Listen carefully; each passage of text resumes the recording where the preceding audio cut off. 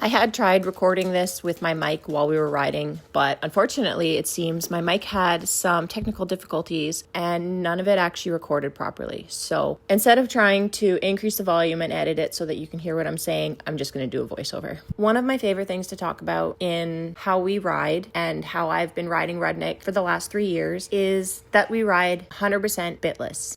And with so many new subscribers in the last couple of months, anytime we post a riding video, one of the biggest comments we get is that people are noticing he's in a bitless bridle. And yes, I do still own a bit. However, it is what I believe is called a happy mouth bit. It's either really hard rubber or plastic. It's a lot more gentle on their mouth than some of the other styles of bits that they have out there, but we rarely use it. I honestly have used it maybe once in the last couple of years. It's more so just something to have on hand in case we ever do need it. But because Rudnik has been so amazing bitless, we've really never had a need to actually go back to a bit. Now, one of my main goals since starting Rudnik under saddle was always to get to the point where we could ride bitless. So during the first few stages of saddle starting, I hate using the term breaking, saddle starting, we were in a bit. It was just a simple snaffle, nothing aggressive. And again, there's nothing wrong with bits. It's honestly all in how you use it. If you're yanking on your horse's mouth and the bit is slamming around inside of their mouth, obviously you're going to cause some discomfort, you're going to cause some damage, and that's when you're going to start seeing injuries and horses who become a bit more aggressive and stubborn under the saddle. You might also create a horse who's quite head shy because they're so used to having their head yanked around on. But when used correctly, bits are essential riding tools, and there's absolutely nothing wrong in using them, especially when you're using the correct bit and you know how to use them and how to be gentle with your hands. But riding bitless was always just a bit of a dream for me. It was a goal. It was knowing that we're to the point now where I don't need to ride with a bit in his mouth to know that I can control him confidently. But I still wanted him to know how a bit works so that he's never afraid of it, so that if it ever had to come out and be used, he knows that it's nothing that's going to cause him pain or harm or discomfort, and it's just a part of our riding tools. But I do love the fact that we ride exclusively bitless. I just feel so much better when we're riding, and if there's ever an instance when I accidentally tug on his head a little bit too hard or something happens, for example, there's been instances where I've come off of him and I know that instinct is to grab the rein. Of course, you're going to be yanking on that as you go and hit the ground, and at least I know that I'm not slamming something around inside of his mouth when anything like this happens. Now, if you're a bit squeamish, you might want to look away. I do have a couple of photos on the more graphic side coming in. This is basically why you want to make sure you never have your hands wrapped around in the reins. So on the topic of coming off of them and pulling on bits, this was easily avoidable. The problem was I had very cheap, non-grippy reins. So the only way for me to really feel like I had control was to do a bit of a loop around my finger. And in this instance, when I came off, it was a very aggressive fall and not Rudnik's fault whatsoever, but I caused permanent ligament damage in 2 of my fingers on my right hand, which have caused me basically nonstop grief since this happened over a year ago already.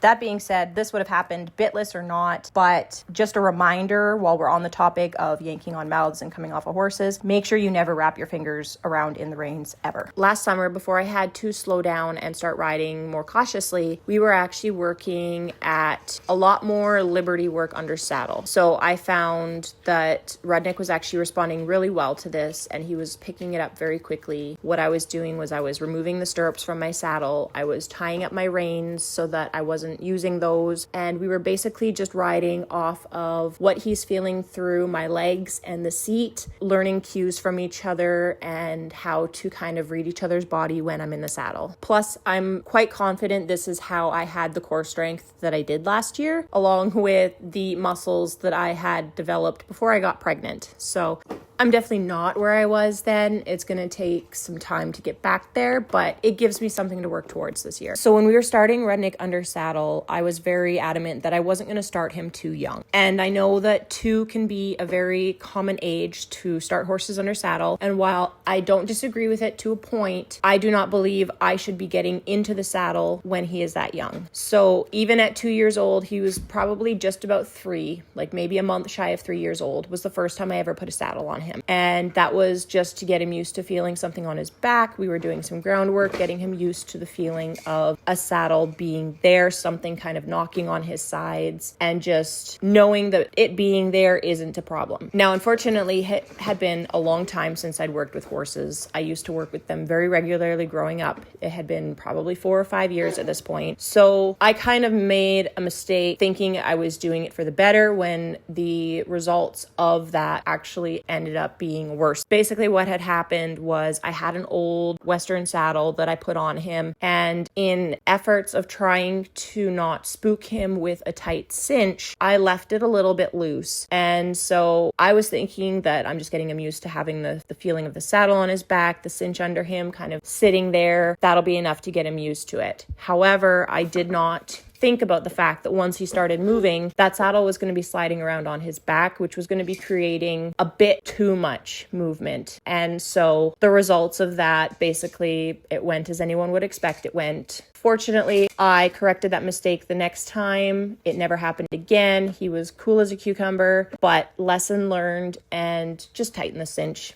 It's going to spook them a lot less to have a tight cinch than it will to have a loose saddle. Thankfully, no sort of trauma or aversions resulted because of that instance. It never happened again. And honestly, the entire experience of starting Rudnik under saddle has been perfect. He's never thrown me. He's never freaked out like that again. We've never had any issues. It's always been a very positive, reinforcing experience for him. Riding Rudnik Bitless has always been something that I'm very proud of. I love our Dr. Cook Bitless bridle, and you can see it in the way Rudnik reacts when it comes out. He's happy to put it on. He lowers his head right into the bridle for me. And there's just positive experiences all around when it comes to using it. So I think that going bitless has honestly been one of the best decisions that we have made since starting him under saddle.